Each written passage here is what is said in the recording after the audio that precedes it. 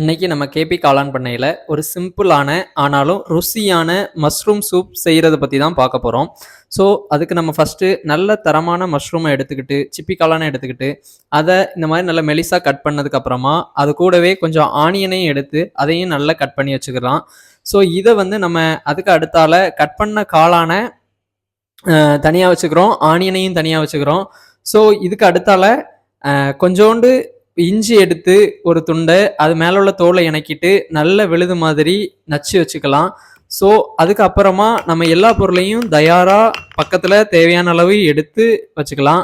So இதில் சீரகம் வச்சுருக்கிறோம், மிளகு வச்சுருக்கிறோம். ஸோ மிளகு இங்கே முழு மிளகு காமிச்சிருக்கோம், ஆனால் மிளகு தோல் யூஸ் பண்ணால் போதும். ஸோ இது எல்லாத்தையும் தயார் பண்ணி வச்சதுக்கப்புறமா நம்ம ஒரு பேனில் தேவையான அளவு தேங்காய் ஊற்றுறோம். ஸோ நீங்கள் தேங்காய் இல்லை பட்டர் யூஸ் பண்ணிக்கலாம், பட்டர் இன்னும் பெட்டராக இருக்கும். ஸோ இது கூட அதை கொஞ்சம் எண்ணெய் காஞ்ச உடனே இல்லை பட்டர் உருகினதுக்கு அப்புறமா வெட்டி வச்சிருக்கிற வெங்காயத்தை போடுறோம். வெங்காயம் நல்லா வதங்கினதுக்கு அப்புறமா இஞ்சி பூண்டு விழுது நம்ம அது கூட சேர்த்துக்கிறோம், ஏற்கனவே நச்சு வச்சிருந்தது. ஸோ இதுக்கு அப்புறமா நம்ம நல்லா சாப் பண்ணி வச்சிருக்கிற ஃபைனாக சாப் பண்ணி வச்சிருக்கிற மஷ்ரூம் அது கூட ஆட் பண்ணிக்கிறோம். ஸோ இந்த மஷ்ரூமை ஆட் பண்ணதுக்கு அப்புறமா அதை நல்லா வதங்குறது வரைக்கும் நல்லா கிளறி விடுறோம்.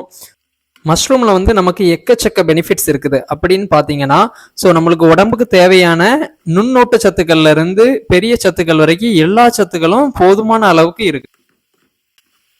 அதுக்கப்புறமா நம்ம சீரகம் எடுத்து வச்சிருந்த சீரகத்தை அது கூட ஆட் பண்ணிக்கிறோம். இதை நீங்கள் வறுத்து பொடி பண்ண சீரகத்தை ஆட் பண்ணிங்கன்னா இன்னும் கொஞ்சம் நல்லா பெட்டராக இருக்கும்.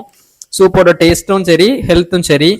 ஸோ இதுக்கப்புறமா அதை கொஞ்சம் நல்லா வதங்கினதுக்கு அப்புறமா நம்ம இன்னொரு பாத்திரத்தில் மாற்றிக்கிட்டு அதில் தேவையான அளவு வாட்டரை ஆட் பண்ணிக்கிறோம்.